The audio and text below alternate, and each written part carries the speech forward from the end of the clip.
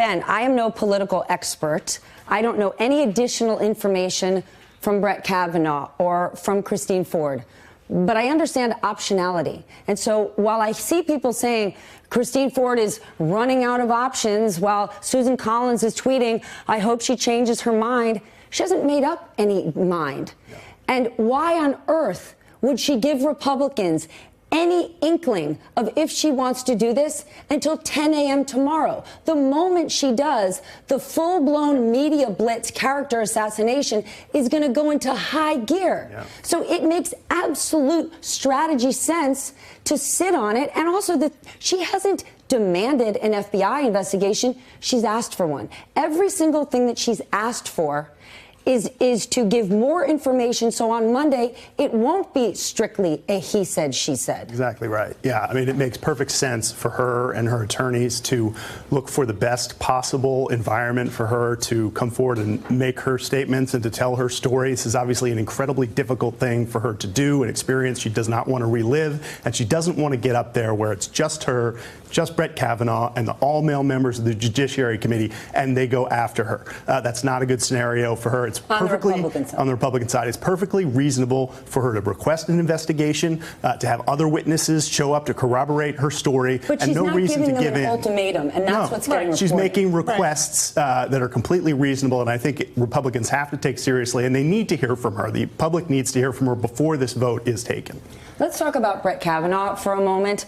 You know, things are getting misconstrued when we hear investigation. People are going, look at Robert Mueller's investigation. It's taking 2 years. An investigation could take 2 days. Brett Kavanaugh is a father. He does have young daughters. He does have a stellar reputation. So does it not surprise you that if he were to get confirmed, wouldn't he not want to have this cloud over him? People say he's got an unblemished record. This is a big old blemish either way, yet he's remaining silent and not calling for an investigation. In fact, the guy who's in the room with him, Mark Judge, has said, nope, it didn't happen, but I don't want to testify. Right, why? Which is very curious, right? But first, let's just go back to the length of an investigation. We're not talking 6 months, a year. We're not even talking a month. I mean, look at the Anita Hill case when the White House, right. So an investigation could be quick. Would it delay past Monday? Maybe to Tuesday, maybe Thursday, right? But remember, this is the party, the Republicans, who left a Supreme Court seat vacant because they didn't want to even hear or meet with President Obama's selection. So it's the height of hypocrisy that they're now saying they don't have 2 or 3 days to give to an important investigation to find out whether a very serious allegation is true. And if it happened, would completely disqualify this man to be on the United States Supreme Court. And we need to get all the facts. And if you were, I've always thought if you didn't do whatever the crime was or the allegation, why wouldn't you stand up and share everything? Want to clear your name? Like your taxes, Mr. President. Right. But here's the thing, Ben, about hypocrisy.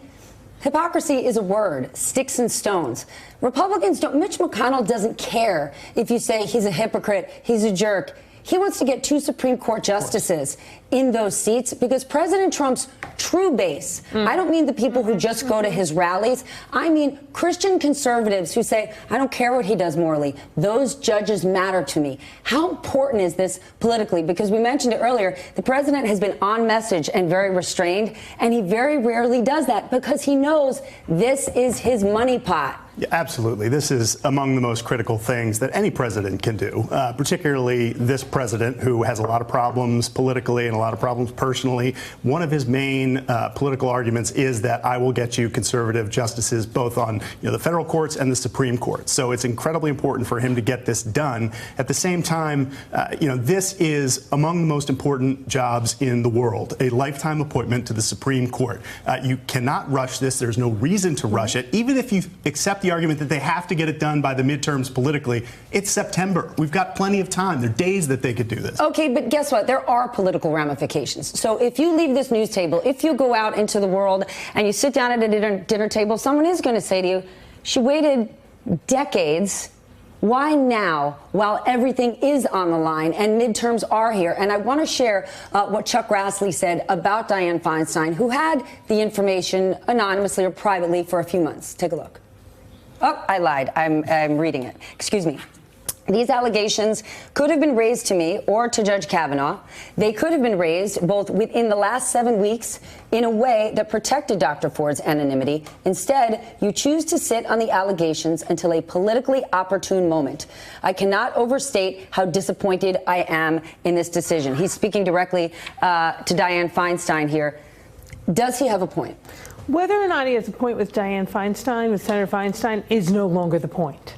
Because right now the issue isn't what Dianne Feinstein did.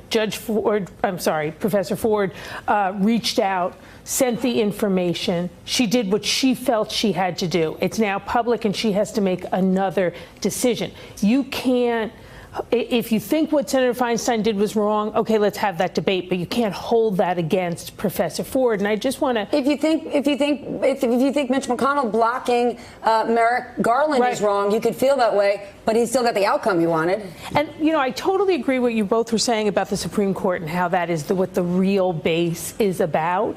But there's another issue for the real base. If the Republicans lose the midterm midterm elections and Democrats get control of the House or maybe even the Senate, that's going to make moving more judges forward potentially close to impossible, and other issues they care about. So they have intersecting politics and issues to think about. Yeah. Fast tracking all the boys from the Federalist Society that are white male and under the age of 50 will be harder. Harder. And, the Republicans' biggest problem in this midterm is women voters in suburban districts. They're in danger of losing a lot of those places, and rushing through and trying to slime an accuser is not the way you want to court those women who are turning away from Donald Trump and Republicans and supporting Democrats in the midterms. They have to be incredibly careful that they don't make a political problem even worse, which is what they're doing right now. And, not much seems to have changed in the Senate's vetting process in the 27 years since Anita Hill. But we do know right now with the Me Too movement, much has changed in those 27 years about America's attention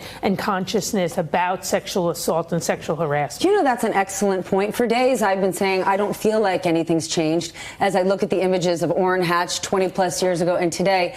But America's response has changed in a very big way. Hey there, I'm Chris Hayes from MSNBC. Thanks for watching MSNBC on YouTube. If you want to keep up to date with the videos we're putting out, you can click subscribe just below me or click over on this list to see lots of other great videos.